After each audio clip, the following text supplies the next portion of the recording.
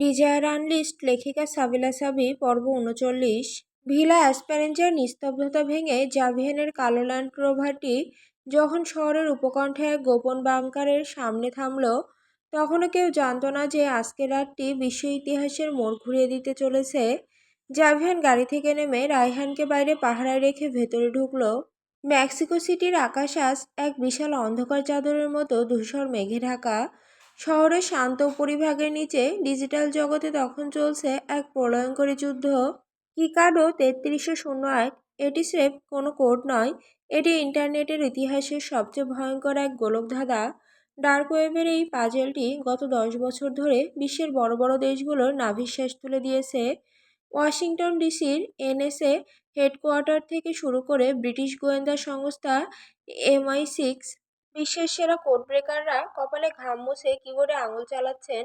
গত ৪৮ ঘন্টা ধরে তাদের সুপার কম্পিউটারগুলো এই পাজেলের প্রথম লেয়ারটি পর্যন্ত ভাঙতে পারেনি। কম্পিউটার স্ক্রিনে বারবার ভেসে উঠছে একটি বিদ্রুপাত্মক message, access denied, you are not worthy. ঠিক সেই মুহূর্তেই মেক্সিকো সিটির দুই ভিন্ন প্রান্তে দুটি রহস্যময় বাংকার সক্রিয় হয়ে উঠল। জাভিয়ান অ্যামিলিয়া চৌধুরী তার ব্যক্তিগত ডেস্কে বসে আছে। ঘরের আলো নীলচে, আর তার সামনে সারিবদ্ধ বিশাল মনিটর। জাভিয়ানের ঠোঁটের কোণে জ্বলন্ত সিগারেট ধোঁয়া আর চোখের মণিগুলোকে আরও রহস্যময় করে তুলছে। তার আঙুলগুলো কিবোর্ডের ওপর তলোয়ারের মতো চলছে। মার্কো রেইস চৌধুরী তার প্রাইভেট কার থেকে নেমে সরাসরি এক গোপন সার্ভার রুমে ঢুকেছে। তার পাশে দুজন লোক দাঁড়িয়ে। মার্কো তার ল্যাপটপটা অন করে এক অদ্ভুত কোড ইনপুট দিচ্ছে। তার চোখেও সে একই জেদ, একই পৈশাসিক হাসি। গোয়েন্দা প্রধানরা বুঝতে পারলেন এই পাজল সলভ করার মানে হলো বিশ্বের প্রতিটি দেশের স্যাটেলাইট কন্ট্রোল, ব্যাংকিং সার্ভার ও নিউক্লিয়ার পাসওয়ার্ড নিজের পকেটে রাখা। কিন্তু তাদের কাছে সেই মাস্টার কি নেই। সরকার যখন হাল ছেড়ে দিয়ে একে অসম্ভব বলে ঘোষণা করল, ঠিক তখনই দৃশ্যপটে এক রহস্যময় নীরবতা নেমে এলো। মেক্সিকো সিটির উপকণ্ঠে এক গোপন বাংকারের ভেতর নাইট রেভেন তার বিশাল মনিটরগুলোর সামনে বসেছিল। তার ঠোঁটের কোণে জ্বলছে একটি দামি সিগার। ধোঁয়ার আস্তরণ তার চোখের মণিগুলোকে আরও রহস্যময় করে তুলছে। ঘরের নীলচে আলোয় কেবল কিবোর্ডের অবিরাম ট্যাপ ট্যাপ শব্দ শোনা যাচ্ছে। সে বিড়বিড় করে বলল, সিআইএ ভাবছে এটা গণিতের খেলা, কিন্তু তারা জানে না এটা আসলে মানুষের সাইকোলজির খেলা। সে তার বিশেষ তৈরি ব্লু চিপ কার্ডটি ইনসার্ট করলো। রাত যখন প্রায় ঠিক ৩টা ১৫ মিনিট, স্ক্রিনে হুট করে লাল রং পাল্টে গাঢ় সবুজ হয়ে গেল। স্ক্রিনে বড় বড় অক্ষরে লেখা উঠল, welcome Night Raven, the world is your. সে সফল হয়েছে। বিশ্বের সেরা হ্যাকার গ্রুপ অ্যানোনিমাস যেখানে হার মেনেছিল, সেখানেই ছায়া শরীর এখন গ্লোবাল মাস্টার কি এর মালিক। মেক্সিকো সিটির ১/৪ এলাকার বিদ্যুৎ সংযোগ ১ সেকেন্ডের জন্য বিচ্ছিন্ন হয়ে আবার ফিরে এলো। এটি ছিল তার বিজয়, এক সংকেত যা বিশ্বকে জানিয়ে দেওয়া যে এখন ডিজিটাল দুনিয়ায় নতুন রুলস সে লিখবে। কিন্তু সবার মনে এখন এক বিশাল দ্বন্দ্ব, এই নাইট রেভেন আসলে কে? একদিকে জাভিয়ান অ্যামিলিয়া চৌধুরী, যাকে কিছুক্ষণ আগেই মেক্সিকোর সিংহাসনে এক দুর্ধর্ষ সম্রাট হিসেবে দেখা গেছে। সে কি তার ক্ষমতার দাপট বজায় রাখতে এই অদৃশ্য ডিজিটাল তলোয়ার হাতে তুলে নিয়েছে? জাভিয়ানের বাংকারেও তো একই রকম নীল আলো আর একই রকম দামি সিগারের গন্ধ পাওয়া যায়। অন্যদিকে আছে জাভিয়ানের চাচাতো ভাই মার্কো রেস চৌধুরী, যে সবসময় চৌধুরী বিলার বিশাল লাইব্রেরিতে বই পুস্তক আর এনক্রিপশন নিয়ে পড়ে থাকে। যাকে সবাই শান্ত আর নম্র বলে অবহেলা করে, সেই কিতাবে পর্দার আড়ালে বসে থাকা এই গডফাদার। মার্কোর হাতের আঙুলগুলো তো দীর্ঘকাল ধরে এই জটিল গাণিতিক বিন্যাস সলভ করার জন্যই তৈরি হয়েছে। নাইট রেভেন চেয়ারে হেলান দিয়ে বসলো। সে এখন চাইলে যে কোনো ভিভিআইপির গোপন নথিপত্র এক ক্লিকে ডার্ক ওয়েবে লিক করে দিতে পারে। সরকার এখন তাকে গ্রেপ্তার করার বদলে তাকে জমের মতো ভয় পাচ্ছে। কিন্তু এই অসীম ক্ষমতা যার হাতেই থাকুক না কেন, এটি যার হাতে থাকে তাকে যেমন অপরাজেয় করে তোলে, তেমনি তাকে বানিয়ে দেয় পুরো বিশ্বের সবথেকে বড় লক্ষ্যবস্তু। মনস্তাত্ত্বিকরা বলেন অতিরিক্ত ক্ষমতা মানুষকে উন্মাদ করে দেয়। নাইট রেভেনের জন্য এই কোডটি এখন একটি মরণ ফাঁদ, কারণ সে খুব ভালো করেই জানে এই গ্লোবাল মাস্টার কি যদি ভুল কোনো হাতে পড়ে, তবে পুরো পৃথিবী এক নিমিষেই ধ্বংসস্তূপে পরিণত হবে। আর সেই অপরাধে সে হয়ে উঠবে পৃথিবীর সবথেকে বড় ক্রিমিনাল। ঠিক তখনই বাংকারের গোপন স্পিকারে একটি যান্ত্রিক কণ্ঠস্বর ভেসে এলো। কণ্ঠস্বরটি শান্ত, কিন্তু তাতে এক ভয়ঙ্কর হুমকি লুকিয়ে আছে। অভিনন্দন নাইট রেভেন, বিশ্ববরেণ্য হ্যাকার আর গোয়েন্দাদের হারিয়ে আপনি কিকাডো 3301 এর রহস্যভেদ করেছেন। এই গ্লোবাল মাস্টার কি এখন আপনার মুঠোয়। আপনি চাইলে এখন এক ক্লিকে যে কোনো দেশের সিকিউরিটি ল্যাক করতে পারেন, যে কোনো ভিভিআইপির গোপন নথিপত্র ডার্ক ওয়েবে লিক করে দিতে পারেন। সরকার এখন আপনাকে গ্রেপ্তার করার বদলে আপনাকে জমের মতো ভয় পাচ্ছে। কণ্ঠস্বরটি মুহূর্তের জন্য থামলো, তারপর আবার বলতে শুরু করলো, কিন্তু মনে রাখবেন নাইট রেভেন, আপনার জন্য এই কোডটি এখন একটি মরণ ফাঁদ।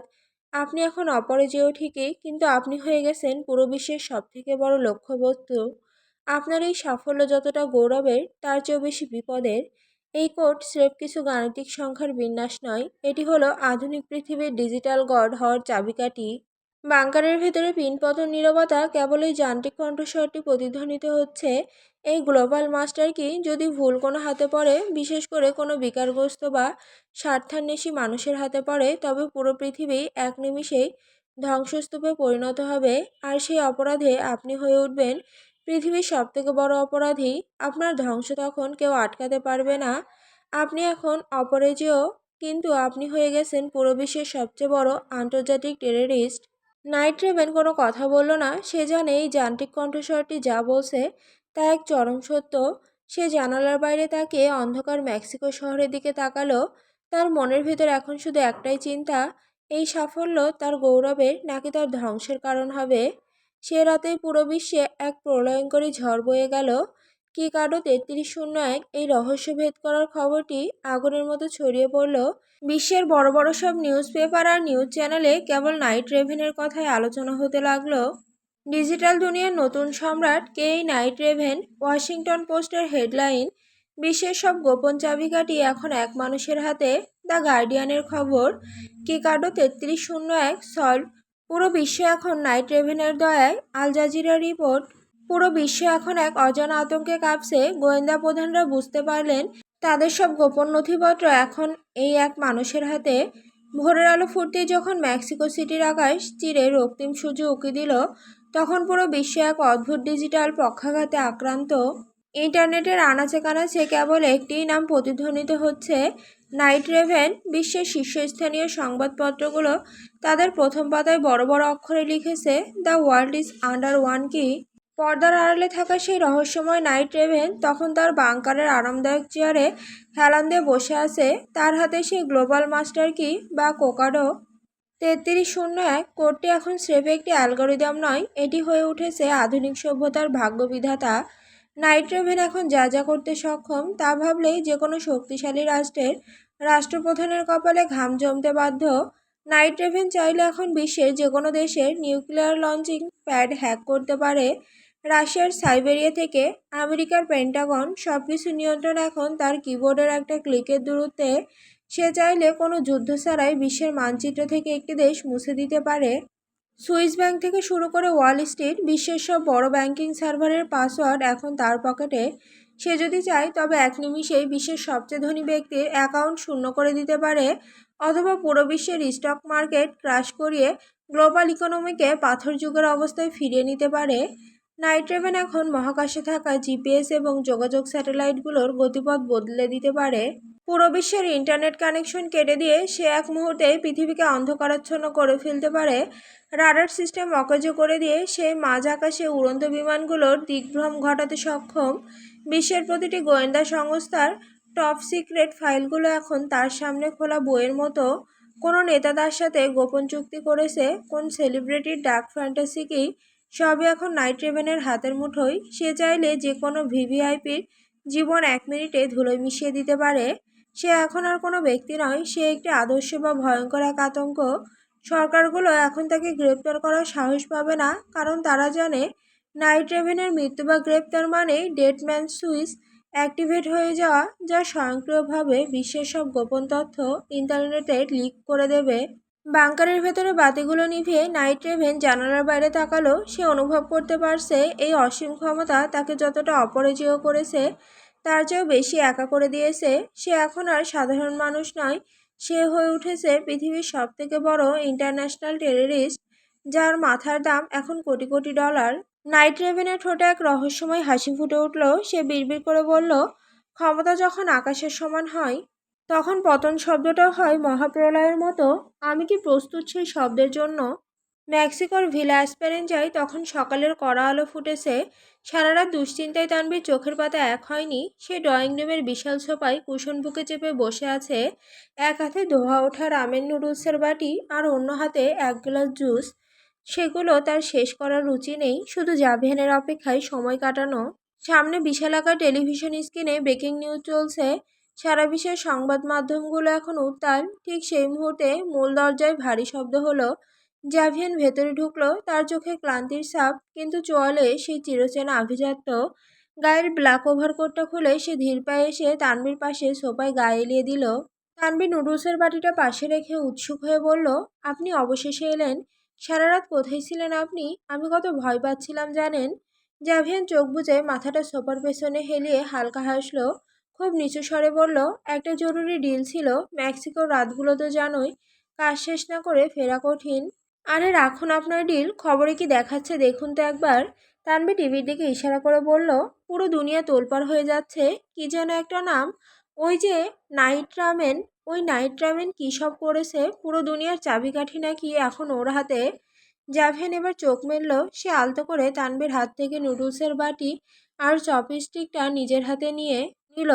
একটু নুডলস তুলে সে পরম মমতায় তানভীর ঠোঁটের কাছে ধরল। আগে এটা শেষ করো। রাতভর না ঘুমিয়ে শরীর নষ্ট করেছো, এখন আবার এসব বাজে বাজে খবর দেখছো। আজে বাজে মানে? এটা অনেক ইম্পর্টেন্ট খবর। তানভীর নুডলসটা চিবোতে চিবোতে বাধা দেওয়ার চেষ্টা করলো। সারা দুনিয়ার মানুষ ভয়ে কাঁপছে। ওই নাইট রামেন নাকি চাইলে যে কোনো দেশে মিসাইল ছুটতে পারে, সবার ব্যাংক অ্যাকাউন্ট খালি করে দিতে পারে। আপনি ডিল নিয়ে পড়ে আছেন আর ওদিকে দুনিয়া শেষ হয়ে যাচ্ছে। জাভিয়ান এবার নিজের হাতে থাকা জুসের গ্লাসটা তানভীর ঠোঁটে ধরল। সে খুব শান্ত গলায় বলল, তোমার এই ডার্ক আর ভায়োলেন্ট খবর দেখতে হবে না। তোমার জন্য টম অ্যান্ড জেরি বা কার্টুনই ঠিক আছে। দুনিয়ার রসাতলে যাক বা না যাক, তোমার এই পুতুলের মতো চোখ দুটোই ঘুমের খুব দরকার। ভিলা অ্যাসপেরেঞ্জাই ড্রয়িং রুমে সেই সকালটা ছিল এক অদ্ভুত বৈপরীত্যে ভরা। একদিকে টিভির পর্দায় বিশ্বজুড়ে হাহাকার, আর অন্যদিকে সোফায় পা তুলে বসে থাকা এক চঞ্চলা তরুণী। জাভিয়ান যখন পরম মমতায় তানবিকে নুডলস খাইয়ে দিচ্ছিল, তানবি তখন চোখ বড় বড় করে আবার বলতে শুরু করলো, আপনি কি বুঝতে পারছেন না আমি কি বলছি? ওই লোকটা নাইট রামেন। জাভিয়ান নুডলসের চপস্টিকটা মাঝপথে থামিয়ে দিয়ে ভ্রু কুচকালো এবার। নাইট রামেন কি? তানবি ওখানে বড় বড় অক্ষরে লেখা নাইট রেভেন। ওটা একটা দুর্ধর্ষ হ্যাকার, কোনো জাপানিজ ডিশ নয়। আরে ওই তো হলো। তানবি একগাল হাসি দিয়ে বলল, ওর নাম রামেন, শুনতে তো একই রকম লাগছে। আর দেখুন না, ও যেভাবে সবার ডাটা চুরি করে নিজের বাটি ভরছে, ওটা তো রামেন খাওয়ার মতোই কাজ। সারা রাত জেগে নিশ্চয়ই ও রামেন খায় আর ল্যাপটপে টাইপ করে, তাই ওর নাম হওয়া উচিত নাইট রামেন। জাভিয়ান একটা দীর্ঘশ্বাস ফেলে নিজের কপাল চাপড়ালো। পৃথিবীর সব থেকে বড় ইন্টারন্যাশনাল টেররিস্ট আজ এক বাটি নুডলসের সাথে তুলনা পাচ্ছে। সে মনে মনে ভাবল, সিআইএ যদি আজ জানতে পারে যে তাদের মোস্ট ওয়ান্টেড হ্যাকারকে মেক্সিকোর এক কোণে বসে কেউ নাইট রামেন বলছে, তবে তারা হয়তো চাকরি ছেড়ে হিমালয়ে চলে যাবে। আচ্ছা, তানবি এবার একটু সিরিয়াস হওয়ার ভান করলো। এই নাইট রামেন কি চাইলে আমাদের ইন্টারনেটের স্পিড বাড়িয়ে দিতে পারে? আমার ফোনে বড় বড় ফাইল ডাউনলোড হতে অনেক সময় লাগে। ও যদি এতই পাওয়ারফুল হয় তবে ওকে একটা মেইল করে দিন না। ও যদি আমাদের নেটটা ঠিক করে দেয় তবে আমি ওকে এক বাটি আসল রামেন গিফট করব। জাভেন এবার আর হাসি চেপে রাখতে পারল না। সে তানবির গালে আলতো করে একটা চিমটি কেটে বলল, তোমার ওই নাইট রামেন এখন পুরো দুনিয়ার পাসওয়ার্ড চুরি করতে ব্যস্ত। সে তোমার ফাইল ডাউনলোড স্পিড বাড়াবে না। আর খবরদার ওকে কোনো মেইল করার কথা ভাববেও না। আপনি ভয় পাচ্ছেন? তানবি টিপ্পনি কেটে বলল, আপনি তো আবার ওই ঝড় তুফান আর কদবেল ম্যামদের মতো মানুষদের চেনেন। আপনি ওই নাইট রামেনকেও চেনেন না তো? ও কি আপনার কোনো ফ্রেন্ড? হঠাৎ ডাইনিং টেবিলের ওপর রাখা জাভিয়ানের ফোনটা ভাইব্রেট করে উঠল। রাইহানের টেক্সট। জাভিয়ান ফোনটা উল্টে রেখে তানবির দিকে তাকিয়ে বলল, তুমি তোমার নুডলস শেষ করো, আমি আসছি। মেক্সিকোর অন্ধকার আন্ডারওয়ার্ল্ডে তখন এক নতুন আতঙ্কের রাজত্ব শুরু হয়েছে। মেইলস্ট্রম তার গোপন ডেরায় বসে বিশালাকার টিভি স্ক্রিনের দিকে তাকিয়ে আছে। স্ক্রিনে ব্রেকিং নিউজ হিসেবে নাইট রেভেনের নামটি লাল রঙে ফ্ল্যাশ করছে। মেইলস্ট্রমের পাশে দাঁড়িয়ে আছে ইসাবেলা মোরেলাস। ইসাবেলা চোখে মুখে এক অস্থির ছাপ। তার মেক্সিকান মাফিয়া কুইনিগো আজ এই অদৃশ্য নাইট রেভেনের কাছে যেন হার মানছে। মেইলস্ট্রম হাতে মদের গ্লাস সজোরে টেবিলে আছড়ে মেরে গর্জে উঠল, কে এই নাইট রেভেন? কোথা থেকে এলো এই আপদ? আমার চোখের সামনে মেক্সিকোর ডিজিটাল সার্ভারগুলো হ্যাক হয়ে গেল, আর আমি কিছুই করতে পারলাম না। ইসাবেলা হাতের আইপ্যাডে সিআইয়ের লিক হওয়া নথিপত্রগুলো স্ক্রল করতে করতে ঠান্ডা গলায় বলল, পুরো বিশ্ব এখন ওর দয়ায় চলছে মেইলস্টর্ম। ওয়াশিংটন থেকে মস্কো সবাই এখন ভিখারির মতো ওর দিকে তাকিয়ে আছে। এই কিকাডো 3301 কোডটা সলভ করা কোনো মানুষের পক্ষে অসম্ভব ছিল, কিন্তু ও সেটা করে দেখিয়েছে। অসম্ভব বলে কিছু নেই, মেলস্টর্ম দাঁতে দাঁত চেপে বলল, এ দুনিয়ায় সবকিছু বিক্রয়যোগ্য। আমাকে ওকে খুঁজে বের করতে হবে, যেভাবেই হোক ওই নাইট রেভেনকে আমার পায়ের নিচে আনতে হবে। ওই কিকাডোর মাস্টার কোডটা আমার চাই। ওটা হাতে থাকলে জাভিয়ান তো দূরের কথা, পুরো মেক্সিকো আমার হাতের তালুতে নাচবে। ইসাবেলা একটা তাচ্ছিল্যের হাসি হাসলো। সে মেইলস্টর্মের চোখের দিকে সরাসরি তাকিয়ে বলল, ইটস নট দ্যাট ইজি মেইলস্টর্ম। তুমি যা ভাবছো এটা মোটেও এতটা সহজ নয়। নাইট রেভেন কোনো সাধারণ হ্যাকার নয়। সে এখন একটা ডিজিটাল গড। তুমি তাকে খুঁজে বের করার আগে সে হয়তো তোমার ব্যাংকের সব টাকা গায়েব করে দিয়েছে, কিংবা তোমার মাথার দাম ডার্ক ওয়েবে $1 করে দিয়েছে। মেইলস্টর্ম ক্ষিপ্ত হয়ে উঠল, তুমি কি বলতে চাইছো আমি খুঁজে বের করতে পারবো না? আমি বলতে চাইছি তুমি যার পেছনে ছুটছো সে হয়তো তোমার খুব কাছেই আছে, অথচ তুমি তাকে চিনতে পারছো না। ইসাবেলা জানালার বাইরে মেক্সিকো সিটির অন্ধকার দিগন্তের দিকে তাকিয়ে বিড়বিড় করলো, নাইট রেভেন মানেই হলো অন্ধকার, আর অন্ধকারে থাকা মানুষকে আলোর নিচে টেনে আনা যায় না। মেইলস্টর্ম তার মায়ের কোনো কথা কর্ণপাত না করে এবার নিজের ল্যাপটপটা টেনে নিল। বিকেলের নরম রোদ তখন ভিলা এসপেরেঞ্জার জানালার কাছ ঘিরে ঘরের ভেতর এসে পড়েছে। তানভি মনোযোগ দিয়ে আলমারিতে জাভিয়ানের দামি ব্লেজার আর শার্টগুলো গুছিয়ে রাখছিল। ঘর জুড়ে ল্যাভেন্ডার আর জাভিয়ানের সিগনেচার পারফিউমের একটা হালকা সুবাস মিশে আছে। হঠাৎ করেই তানভীর কোমরে দুটো শক্ত হাতের বেষ্টনী অনুভব করলো। জাভিয়ান পেছন থেকে খুব নিবিড়ভাবে ওকে জড়িয়ে ধরেছে। জাভিয়ানের চিবুক এখন তানভীর কাঁধের ওপর স্থির। ওর উষ্ণ নিঃশ্বাস তানভীর ঘাড়ের কাছে এক অদ্ভুত শিরশিরানি ধরিয়ে দিল। তানভী হুট করে থমকে গিয়ে ফিসফিস করে বলল, আরে কি করছেন? ছাড়ুন, কাজ করছি তো। জাভিয়ান ছাড়ল না, বরং আরও একটু নিবিড়ভাবে ওকে নিজের শরীরের সাথে চেপে ধরল।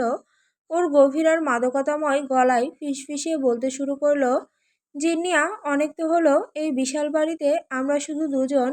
চলো না আমরা এবার একটা বেবি নিয়ে নেই, আমাদের ছোট্ট একটা জগৎ হবে। জাভিয়ানের মুখে এমন সরাসরি কথা শুনে তানভি একদম পাথরের মতো জমে গেল। ওর গাল দুটো মুহূর্তেই টকটকে লাল হয়ে উঠল। সে লজ্জায় চোখ বন্ধ করে ফেলল। হাতের শার্টটা তখন আলমারির তাকে অর্ধেক ঝুলে আছে। কি যা তা বলছেন? তানভি মাথা নিচু করে ভাঙা গলায় বলল, আমি আমি তো এখনো নিজেই বাচ্চা। আমি সামলাতে পারবো না। জাভিয়ান এবার হালকা শব্দ করে হাসলো। ও তানভীর ঘাড়ের কাছে আলতো করে ঠোঁট ছোঁয়ালো, তারপর ওর এক হাত দিয়ে তানভীর চিবুকটা আলতো করে উঁচিয়ে ধরলো, যাতে তানভী আয়নায় জাভিয়ানের চোখের দিকে তাকাতে বাধ্য হয়। আমি জানি তুমি এখনো পুরোপুরি ম্যাচিওর হওনি, জিন্নিয়া। জাভিয়ান খুব নরম স্বরে বলল। ওর চোখে তখন এক অপার্থিব মায়া। কিন্তু তাতে চিন্তা করার কি আছে? আমি তো আছি। আমি আর তুমি মিলে ওকে পালবো। তুমি ভয় পেলে আমি আছি সামলে নেওয়ার জন্য। আমি চাই আমাদের এই বড় ভিলাটা একটা ছোট বাচ্চার হাসিতে ভরে উঠুক। তানভি আয়নায় জাভিয়ানের চোখে সে গভীরতা দেখে নিজেকে আর সামলাতে পারল না। জাভিয়ানের মতো একরক্ষার দুর্ধর্ষ মানুষটা যখন বাচ্চার কথা বলে এত নরম হয়ে যায়, তখন তানভীর ভেতরে সব জড়তা যেন গলে জল হয়ে যায়। সে মুখ ঘুরে জাভিয়ানের বুকের ভেতরে মুখ লুকালো। লজ্জায় ওর আওয়াজ বেরোচ্ছিল না, শুধু বিড়বিড় করে বলল, আপনি খুব বদমাইশ, সবসময় আমাকে বিপদে ফেলে দেন। ভিলা অ্যাসপেরেঞ্জার বিশাল ডাইনিং হলে তখন এক থমথমে পরিবেশ। রাজকীয় ঝাড়বাতির আলোয় মেক্সিকান চৌধুরী বংশের রাঘব বোয়ালরা আজ এক টেবিলে বসেছে। জাভেনের বাবার চাচাদের মুখে শুধু একটাই শব্দ, নাইট রেভেন। জাভেনের বাবা সাইম চৌধুরী হাতের চুরুটটা অ্যাস্ট্রেতে পিষে গদগদ গলায় বললেন, পুরো বিশ্ব এখন এই একটা মানুষের হাতের মুঠোয়। মেক্সিকোর ডিজিটাল সার্ভারগুলো পর্যন্ত নাকি সে শাটডাউন করে দিতে পারে। আমি ভাবছি এই নাইট রেভেন যদি আমাদের শপিং মলে বা ব্যাংকে হাত দেয়, তবে আমাদের পতনকেও ঠেকাতে পারবে না। জাভেনের চাচা আন্তনিও মাথা নেড়ে সায় দিলেন, আমিও তাই ভাবছি। সিআইএ পর্যন্ত একে খুঁজে পাচ্ছে না। যে এই কিকাডো কোড ভেঙেছে সে কোনো সাধারণ মানুষ নয়, সে এক অপার্থিব শয়তান। আমাদের উচিত একে আমাদের দলে টেনে নেওয়া, না হলে ধ্বংস অনিবার্য। টেবিলের এক কোনায় তখন নিঃশব্দে বসে আছে মার্কো রেয়েজ চৌধুরী। তার সামনে এক বাটি স্যুপ আর পাশে একটা পুরনো লাইব্রেরির বই। বড়দের এই উত্তপ্ত আলোচনা যেন তার কানেই পৌঁছাচ্ছে না। সে খুব ধীরস্থিরভাবে স্যুপের চামচ নাড়ছে, যেন দুনিয়ার রসাতলে গেলেও তার কিছু যায় আসে না। সাইম চৌধুরী হঠাৎ মার্কোর দিকে তাকিয়ে ভ্রু কুঁচকালেন। মার্কো, তুমি তো দিনরাত ওই কম্পিউটার আর বই নিয়ে পড়ে থাকো। এই নাইট রেভেনকে নিয়ে তোমার কি মত? তোমার কি মনে হয় না এটা আমাদের জন্য এক বিশাল হুমকি? মার্কো খুব নির্লিপ্তভাবে বইয়ের একটা পাতা উল্টালো। তার চোখে কোনো উত্তেজনা নেই, কোনো ভয় নেই। সে চশমাটা নাকের ডগায় একটু ঠিক করে নিয়ে অত্যন্ত শান্ত গলায় বলল, বড় আব্বু, নাইট রেভেন কোনো হুমকি নয়, সে শুধু একটা সত্য। আপনারা যেটাকে আতঙ্ক ভাবছেন সেটা আসলে মেধার একটা উচ্চ স্তর। দুনিয়া যেখানে শেষ হয়েছে সে সেখান থেকে শুরু করেছে। আর তাছাড়া সে যা করেছে তা নিয়ে তো মাতামাতি করার কিছু নেই। সে তো আর আপনাদের ব্যাংক থেকে টাকা চুরি করে পালিয়ে যায়নি। সে শুধু দেখিয়েছে যে আপনাদের সব দেওয়াল আসলে কাচের তৈরি। মার্কোর এমন নির্লিপ্ত জবাব শুনে তার বাবা সাইফ চৌধুরী ক্ষিপ্ত হয়ে উঠলেন। তুমি কি পাগল হয়েছো মার্কো? সারা দুনিয়া কাঁপছে আর তুমি বলছো এটা মাতামাতি করার কিছু নেই? তোমার মতো বই পোকা এসব ডিজিটাল যুদ্ধের কি বুঝবে? মার্কো এবার একটা রহস্যময় হাসি হাসলো। সে সুপের বাটিটা সরিয়ে রেখে উঠে দাঁড়ালো। তার শান্ত আর বিষণ্ণ চোখের আড়ালে তখন এক ভয়ঙ্কর বুদ্ধির ঝিলিক। সে বিনীতভাবে বলল, আপনারা ঠিকই বলেছেন। আমি বই পোকা মানুষ, দুনিয়ার খবর আমি কমই রাখি। আমার কাছে নাইট রেভেন মানে শুধুই একটা কাল্পনিক চরিত্র। আমি বরং লাইব্রেরিতে ফিরে যাই, ওখানে অন্তত শান্তির একটা জগৎ আছে। মার্কো যখন ধীর পায়ে ডাইনিং হল থেকে বেরিয়ে যাচ্ছিল, ঠিক তখন দোতলার বারান্দা থেকে জ্যাভিয়ান নিচে তাকালো। তার হাতে দামি সিগার আর চোখে এক তীক্ষ্ণ দৃষ্টি। জ্যাভিয়ান আর মার্কোর চোখাচোখি হলো এক সেকেন্ডের জন্য। ভিলা অ্যাসপারেঞ্জার সদর দরজায় তখন এক রণচণ্ডী মূর্তি। লুসিয়া ভিলায় পা রাখা মাত্রই সোজা জাভিয়ানের সামনে এসে দাঁড়ালো। ওর চোখ দুটো অপমানে আর ক্লান্তিতে লাল হয়ে আছে। জাভিয়ান তখন ড্রয়িং রুমে একটা ফাইল চেক করছিল। লুসিয়াকে দেখেও একটু অবাকও হলো না, বরং ওর চোখে একটা উপহাসের ঝিলিক খেলে গেল। জাভিয়ান ফাইলটা বন্ধ করে অত্যন্ত গম্ভীর গলায় প্রশ্ন করল, বাংলাদেশ থেকে মেলস্টোম তোকে মেক্সিকোতে এনেছে, তাই না? লুসিয়া থমকে গেল। ওর কপালে বিন্দু বিন্দু ঘাম জমলো। সে অবিশ্বাসের সুরে পাল্টা প্রশ্ন করল, তুমি তুমি কিভাবে জানলে? জাভিয়ান একটা তাচ্ছিল্যের হাসি দিয়ে সোফায় হেলান দিল। বাদ দে ওসব, তোর আপন ভাই মেলস্টোম, তার সাথে তো তুই আসবি যাবি, এতে অবাক হওয়ার কি আছে? ঠিক সেই মুহূর্তে সিঁড়ির গোড়ায় দাঁড়িয়েছিল তানবি। জাভিয়ানের শেষ কথাটা ওর কানে বিষম খাওয়ার মতো লাগলো। হাতে খাবারের বাটিটা প্রায় পড়ে যাচ্ছিল ওর। সে টলমল পায়ে সামনে এগিয়ে এসে চিৎকার করে উঠল, কি বললেন? ওই ঝড় তুফান লুচি আপুর ভাই? এটা কিভাবে সম্ভব? ও তো আমাদের শত্রু, আর লুচি আপু তো আপনার বোন। জাভিয়ান আর লুসিয়া দুজনেই চুপ হয়ে গেল। জাভিয়ান বুঝতে পারল হিতে বিপরীত হয়ে গেছে। তানভির সামনে এই সত্যটা এত তাড়াতাড়ি আনার কোনো পরিকল্পনা ওর ছিল না। তানভি অবিশ্বাসের দৃষ্টিতে জাভিয়ানের দিকে তাকিয়ে আছে। ওর ছোট মস্তিষ্ক এই বিশাল তথ্যটা হজম করতে পারছে না। জাভিয়ান দ্রুত উঠে এসে তানভীর হাত ধরল। জিনিয়া, শান্ত হও, ঘরে চলো, আমি সব বুঝিয়ে বলছি। তানভীকে প্রায় জোর করে বেডরুমে নিয়ে এলো জাভিয়ান। দরজা বন্ধ করে ওই তানভীর দুই কাঁধ ধরে বিছানায় বসালো। তানভী তখনও ঘোরের মধ্যে বিড়বিড় করছে, ঝড় তুফান আর লুচি আপা ভাই বোন, তার মানে কদবেল ম্যামও ওদের আত্মীয়। জাভিয়ান একটা দীর্ঘশ্বাস ফেলে তানভীর সামনে হাঁটু গেড়ে বসলো। ওর চোখের দিকে তাকিয়ে শান্ত গলায় বলল, শোনো জিনিয়া, এটাই সত্যি। মেলস্ট্রম আসলে লুসিয়ার আপন ভাই, আর তুমি যাকে কদবেল ডাকো সেই ইসাবেলা মোরেলাস হলো আমার সাইফ চাচুর ওয়াইফ, অর্থাৎ আমাদেরই পরিবারের মানুষ। তানভি এবার আকাশ থেকে বলল, কি বলছেন আপনি? কদবেল ম্যাম আপনার চাচি? তাহলে তারা আমাদের সাথে থাকে না কেন? কেন তারা অন্য বাড়িতে থাকে? কেন তারা আলাদা? জাভিয়ান তানভীর হাতটা নিজের হাতের মুঠোয় নিয়ে একটু চাপ দিল। ওর চোখে তখন এক অন্ধকার অতীতের ছায়া। সে গম্ভীর গলায় বলল, এটার পেছনে অনেক বড় আর নোংরা একটা কাহিনী আছে জিনিয়া। ক্ষমতার লড়াই, রক্তের ইগো আর পুরনো কিছু পাপ, সব মিলিয়ে এটা অনেক জটিল। আজ না অন্য একদিন সব বলবো তোমাকে। এখন শুধু এটুকুই জেনে রাখো, আমাদের এই বংশের শত্রু বাইরের কেউ নয়, ঘরের মানুষরাই সব থেকে বড় বিপদ। তানভি স্তব্ধ হয়ে রইল। মেক্সিকোর এই রাজপ্রাসাদটা ওর কাছে এখন এক মস্ত বড় ধাঁধা মনে হচ্ছে। একদিকে নাইট রামেনের আতঙ্ক, আর অন্যদিকে ঘরের ভেতরেই লুকিয়ে থাকা আপন শত্রুদের ভিড়। ভিলা অ্যাসপারেঞ্জার ডাইনিং টেবিলে তখন রাতের নিস্তব্ধতা। জাভিয়ান ওপরের ঘরে কোনো এক জরুরি মেইলে ব্যস্ত, আর তানভি একা বসে ফোনের ব্রাইটনেস কমিয়ে স্ক্রলিং করছিল। হঠাৎ ফেসবুকের নিউজ ফিডে একটা ছবির ওপর ওর আঙুলটা থমকে গেল। ওর বুকের ভেতরটা যেন এক মুহূর্তের জন্য ধক করে উঠল। ফারিয়া আপু একটা নতুন ছবি পোস্ট করেছে। তানভি স্ক্রিনটা জুম করে দেখতে লাগলো। ছবিতে ফারিয়া আপুর সাথে ওর ভাই ফারহান। কতদিন হলো সে তার ভাইকে দেখেনি, কতদিন হলো তার গলার স্বর শোনেনি। ফারহানকে ছবিতে বেশ গম্ভীর আর কিছুটা বিমর্ষ দেখাচ্ছে। তানভি পরম মমতায় স্ক্রিনে হাত বুলালো, যেন ফোনের কাজ চিরে সে তার ভাইয়ের গালে হাত ছোঁয়াতে পারবে। ভাইয়াটা কত শুকিয়ে গেছে, ঠিক মতো খায় না নিশ্চয়ই। তানভীর বিড়বিড় করে উঠল। ওর চোখের কোণে এক ফোঁটা জল চিকচিক করে উঠল। সে ভুলেই গিয়েছিল যে চুলায় সে জাভিয়ানের জন্য দুধ গরম করতে বসিয়েছিল। ঠিক সেই মুহূর্তে লুসিয়া ডাইনিং হলের দিকে আসছিল। তানভি এতটাই মগ্ন ছিল যে ও টেরই পায়নি লুসিয়া ওর একদম পেছনে এসে দাঁড়িয়েছে। লুসিয়া আর চোখে একবার তানভীর ফোনের স্ক্রিনের দিকে তাকালো। স্ক্রিনে জ্বলজ্বল করছে ফারিহার ফারহানের ছবি। ফারিয়াকে দেখাচ্ছে অসম্ভব মায়াবী, আর তার পাশে ফারহান, যাকে দেখে লুসিয়ার বুকের ভেতরটা মুহূর্তে হিংসায় জ্বলে উঠল। বাংলাদেশের সেই পার্কের অপমান, ফারহানের ওই বিষাক্ত কথাগুলো ওর কানে তপ্ত সীসার মতো বিঁধতে শুরু করলো। কিন্তু তার চেয়েও বড় কথা, ফারহানের পাশে ফারিহার ওই হাসি মুখ আর আভিজাত্য দেখে লুসিয়ার ভেতর এক চরম জেলাসি বা হিংসা কাজ করতে শুরু করলো। হঠাৎ রান্নাঘর থেকে দুধ উতলে পড়ার শব্দ আসতেই তানভি চমকে উঠল। ওরে আল্লাহ, দুধ তো সব পড়ে গেল।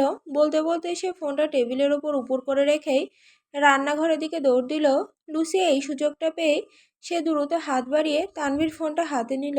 ফারিয়ার প্রোফাইলটা তখনও খোলা। লুসিয়া নিজের ফোন বের করে দ্রুত ফারিয়ার ফেসবুক আইডির নাম মোবাইলে ছবি তুলে নিল। লুসিয়া নিজের রুমে গিয়ে দরজা বন্ধ করে দিল। বুকটা ধকধক করছে অপমানে আর হিংসায়। সে তড়িঘড়ি করে নিজের ফোন বের করে ফেসবুক সার্চ বারে গিয়ে ফারিয়া আইডি নামটা টাইপ করলো। আইডিটা সামনে আসতেই তার চোখের মনে স্থির হয়ে গেল। এই সেই ফারিহা। লুসিয়া বিড়বিড় করে উঠল। সে জানতো এই মেয়েটা ফারহানকে অনেক আগে থেকেই পছন্দ করত। ফারহানের ভার্সিটির পুরনো ফ্রেন্ড। লুসিয়া স্ক্রল করতে করতে নিচে নামলো। হঠাৎ একটা রিলস ভিডিওর ওপর ওর নজর পড়ল। ভিডিওতে দেখা যাচ্ছে ফারহান আর ফারিয়া একসাথে, সাথে আরো কয়েকজন বন্ধু বান্ধব। তারা সবাই হাসাহাসি করছে, আনন্দ করছে। ফারিয়া ফারহানের খুব কাছে দাঁড়িয়ে রিলস বানাচ্ছে। ফারহানের মুখে হাসি। ভিডিও ব্লগ দেখে লুসিয়ার মনে হলো কেউ ওর কলিজাটা খামচে ধরেছে। দু চোখ বেয়ে নোনা জল গড়িয়ে পড়ল। আমাকে সস্তা বলে অপমান করে এখন এই মেয়ের সাথে প্রেম করছো ফারহান? আমাকে মেক্সিকোতে ফেলে রেখে তুমি ওর কাছে চলে গেলে? লুসিয়ার কান্না এবার তপ্তরাগে পরিণত হলো। সে আর সহ্য করতে পারল না। হিংসায় অন্ধ হয়ে সে বিছানা থেকে উঠে নিজের হাই কনফিগারেশন কম্পিউটারের সামনে গিয়ে বসলো। কিবোর্ডের ওপর ওর আঙুলগুলো তলোয়ারের মতো চলতে লাগলো। সে একের পর এক ভুয়া রিপোর্ট আর স্ক্রিপ্ট তৈরি করতে শুরু করলো। তুমি এই আইডি দিয়ে ফারহানের সাথে ছবি দেবে, আর আমি সেটা তাকিয়ে তাকিয়ে দেখব? অতটা সহজ নয় ফারিয়া। লুসিয়া দাঁতে দাঁত চেপে কম্পিউটারে এমন কিছু কমান্ড দিল যা সাধারণ কোনো মানুষের পক্ষে সম্ভব নয়। সে ফারিয়ার আইডিতে গণ রিপোর্ট মারতে শুরু করলো এবং কয়েকটা স্প্যামিং বট সেট করে দিল। মিনিট পাঁচেকের মধ্যে স্ক্রিনে ভেসে উঠল অ্যাকাউন্ট সাসপেন্ডেড। লুসিয়া স্ক্রিনের দিকে তাকিয়ে এক পৈশাসিক হাসি হাসলো। ফারিয়ার আইডিটা এখন ফেসবুকের দুনিয়া থেকে ভ্যানিশ। লুসিয়া মনে মনে বলল, ফারহানকে আমি না পেলে অন্য কেউ পাবে না, বিশেষ করে তোমার মতো ওই ফারিয়া তো কখনোই নয়। এদিকে বাংলাদেশের ধানমন্ডির সেই আভিজাত্যে ঘেরা ফারিয়ার ড্রয়িং রুম তখন আড্ডায় মুখর। অনেকদিন পর ভার্সিটির পুরনো সব বন্ধুরা এক হয়েছে। ফারহান এক কোনায় সোফায় বসে আছে। ওর চোখে মুখে সেই আগের চঞ্চলতা নেই, বরং এক গভীর গাম্ভীর্য আর রুক্ষতা ওর ব্যক্তিত্বকে যেন আরও রহস্যময় করে তুলেছে। বন্ধুদের মধ্যে একজন সিয়াম ফারহানের কাঁধে হাত দিয়ে হেসে বলল, ফারিয়া ম্যাডাম, এতদিন পরেই ফারহান শালাকে তুই কোথায় পেলি বলতো? ও তো একদম কপ্পুরের মতো ভ্যানিশ হয়ে গিয়েছিল। ফোন দিলে পাওয়া যায় না, মেসেজ দিলে সিন হয় না। ফারিয়া সোফার উপর পা তুলে বসে হাসলো। আর বলিস না, আজকে রাস্তায় এক মোড়ে ফারহান একটা বিপদে পড়েছিল। আমার সাথে ওর দেখা হয়ে যায় আর আমি ওকে বাঁচিয়েছি। তবে ফারহানকে দেখে আমি নিজেও অবাক। আমাদের সেই শান্তশিষ্ট ফারহান আর নেই রে। ও তো এখন পুরো গ্যাংস্টার হয়ে গিয়েছে। ওর চলন বলন দেখলেই ভয় লাগে। ফারহান এতক্ষণ চুপচাপ ছিল। ফারিয়ার কথা শুনে ও একটু নড়ে চড়ে বসলো। ওর শক্ত চোয়ালটা আরও শক্ত হয়ে উঠল। ও নিচু কিন্তু ধমকের সুরে বলল, ফারিয়া, একদম চুপ কর। কি থেকে কি বলছিস? এখন এসব বাজে বাজে কথা বলার সময় না। সব জায়গায় এসব বলা যায় না। বাকি বন্ধুরা হো হো করে হেসে উঠল। আরে থাক না ফারহান, তুই যে কবে থেকে আমাদের নাগালের বাইরে চলে গিয়েছিস। আজকে তোকে পেয়ে জাস্ট ফাটাফাটি লাগছে। অনেকদিন পর সবাই মিলে আড্ডা হচ্ছে, এটাই বড় কথা। ফারিয়া এবার ফারহানের দিকে তাকিয়ে আবদারের সুরে বলল, এই ফারহান, তোর মনে আছে কত ভালো চা বানাস তুই? আমাদের ভার্সিটির দিনগুলোতে তোর হাতে চায়ের জন্য আমরা পাগল ছিলাম। কতদিন খাইনি তোর হাতের চা। জানা, আমাদের সবাইকে এক কাপ স্পেশাল চা বানিয়ে খাওয়া। বন্ধুদের জোড়াজড়িতে ফারহান শেষমেশ উঠে দাঁড়ালো। আচ্ছা ঠিক আছে, বানাচ্ছি। তোদের পাল্লায় পড়লে নিস্তার নেই। ও রান্নাঘরের দিকে এগোতে থাকলো। ফারহান ভেতরে যেতেই ফারিয়া নিজের মোবাইলটা হাতে নিল। দেখ, আমি ফারহানের সাথে একটা সেলফি তুলে পোস্ট করেছিলাম। এখনই কত লাইক কমেন্ট পড়ছে দেখিস। কিন্তু মোবাইলটা আনলক করে ফেসবুক অ্যাপে ক্লিক করতেই ফারিয়ার হাসিটা মিলিয়ে গেল। স্ক্রিনে লাল রঙে একটা লেখা ভেসে উঠল, your account has been suspended. Faria অবিশ্বাসের চোখে ফোনের দিকে তাকিয়ে চিৎকার করে উঠল, আরে আমার আইডি কই গেল? এই তো একটু আগে ব্লগ আপলোড করলাম, ছবি দিলাম, এখন দেখাচ্ছে আইডি সাসপেন্ডেড। এটা কিভাবে সম্ভব? বন্ধুরা সবাই ওর ফোনের ওপর ঝুঁকে পড়ল। কি বলিস, রিপোর্ট খেয়েছে নাকি নাকি কেউ হ্যাক করলো? ফারিয়া দিশেহারা হয়ে গেল। সে ভাবতেও পারছে না যে 7 সমুদ্র 13 নদী ওপারে মেক্সিকোর এক বিলাসবহুল রুমে বসে কেউ একজন হিংসার আগুনে জ্বলে তার এই ডিজিটাল অস্তিত্ব নিমিষে মিটিয়ে দিয়েছে।